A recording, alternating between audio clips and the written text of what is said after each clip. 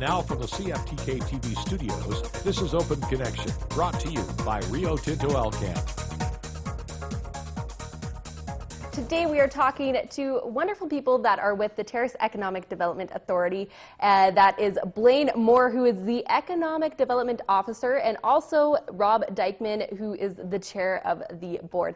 So we were talking earlier kind of about what's happening, but this is all impacting housing here in the area, and there's been lots of talk about the crunch, and people moving into town have been having a hard time finding a place to stay. So really, what does that do for us economically?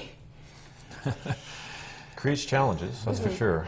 Blaine has more information on the statistics, but you know, there's a benefit in the sense of people that live here, their houses are have more value, which is a good thing.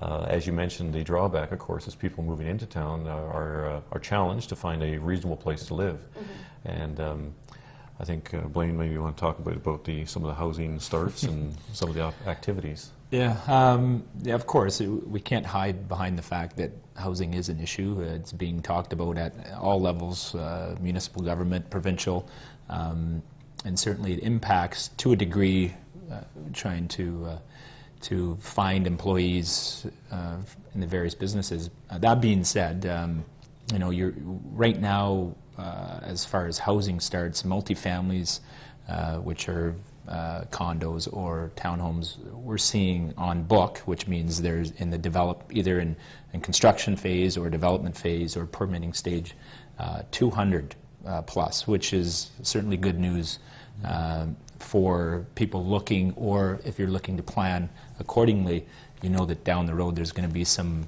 increased inventory in that particular category. And then you have on the other side single family homes, and within Terrace and Thornhill, there's about 450 different housing starts permitting similar stage as multifamily. So there is some good news on the horizon in that there are going to be some increase in housing stock, which moving forward, is it going to be enough? I would probably venture not, but it's a good start, and certainly they're going to see where the market's going to drive new housing. There is available land. It's going to be certainly important that we do get to that point where you see housing available for all levels of employees or employers. Are there any concerns, though, that if things turn south, that we'll have these abundance of empty homes? I don't necessarily think in Terrace. I can't speak for Kitimat or Prince Rupert, but Terrace, even though there was some depressed economy for 20 years, housing stock and housing prices and availability was always at a fairly decent level. It wasn't at 40%, it was near 10%. So to come down to 1%, certainly that is a big demand, but I think Terrace's values certainly were at a level that we're still increasing to some degree, not to the degree we're seeing to date, but I don't see that really being an issue because of what Terrace is, and that's the service supply hub of the Northwest. And so we will always have that element, or the community will always have that element, or for lack of a better word, responsibility in the Northwest. So you're going to see it probably won't impact if nothing happens. We don't think that's going to happen. We know something's going to happen, we just don't know what level. But I think Terrace is certainly in a good position even moving forward if it all doesn't come. Now, just hearing some words around the street, because I know there's some talk about Terrace becoming another Fort McMurray. You know, for one, meaning like really high housing prices and people kind of just staying to work.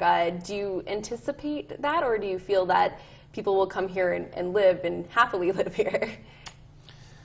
That's a difficult question to answer because I think, as mentioned, we don't know how many of these proposals are going to actually come through, and I think it depends on the speed at which some of these proposals happen as well.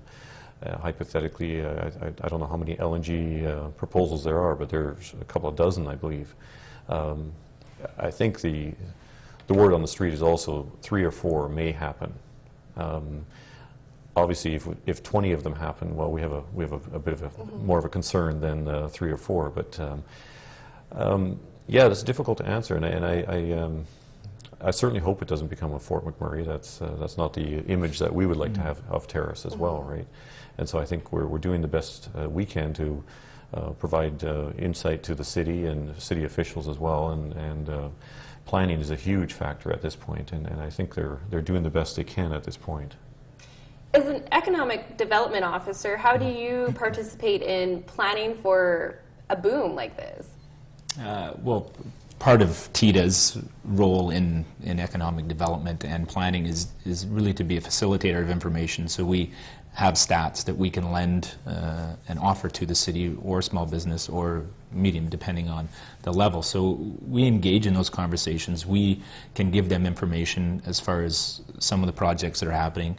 Like Rob said, the number of LNG facilities in Kitimat and Prince Rupert, which really are going to impact Terrace the most, is at 10. But we know that 10 is not going to happen.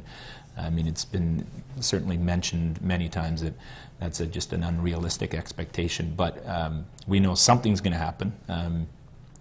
But that alone, you know, there's other projects and businesses looking at Terrace specifically, which really is going to be a huge impact locally. The other ones in Kitimat and Prince Rupert will certainly impact us in some level, but not as what's going to happen here locally. So our role is just really to help and assist in gathering information to be able to make those decisions and plan accordingly. I mean, it's not a perfect science, we know that. The city's doing a very good job of trying to stay ahead of the curve, and really that's all anybody can do. Try to predict the future is a moving target, and no one has a crystal ball, so it's hard to really be perfectly prepared 100%. It's just not going to happen. But being prepared for worst case, best case is and having those numbers in front of you to be able to make those informed decisions is exactly what the city's doing, not only for Terrace, but regionally as the Northwest. They're all in collaboration about how these impacts are going to affect each other or as a region. Now that's great, and stay with us. After the break, we're going to focus on some of the projects that are going to impact Terrace the most. Open Connection will be right back after these messages.